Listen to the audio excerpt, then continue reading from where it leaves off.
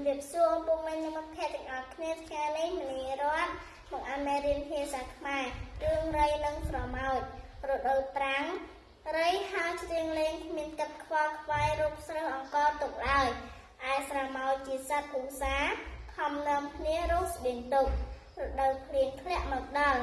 រៃអត់អាហារក៏ហើរទៅខ្ចីស្បៀងស្រមោចសួររៃរៃ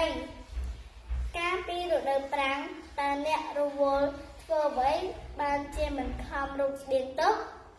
រៃឆ្លើយខ្ញុំរវល់ហើរច្រៀងស្រែកលេងយ៉ាងសប្បាយស្រមោចតបរៃអើយបើពីដើមអ្នកធ្លាប់ច្រៀងលេងឥឡូវច្រៀងទៀតទៅព្រោះការច្រៀងនាំឲ្យអ្នកឆ្អែត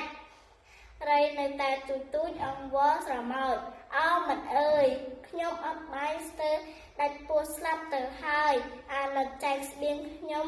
ខ្ចីបន្តិចមកស្រមោចឆ្លើយស្បៀងយើងមានខ្លះដែរតែទុកល្មមកូនចៅយើងពុំមានស្បៀងច្រើនចែករំលែកអ្នកទេរៃអស់សង្ឃឹមក៏ហើរទៅវិញទាំងទុកសោកជម្រាបលាអរគុណមែនទាំងអស់គ្នាបាយបាយ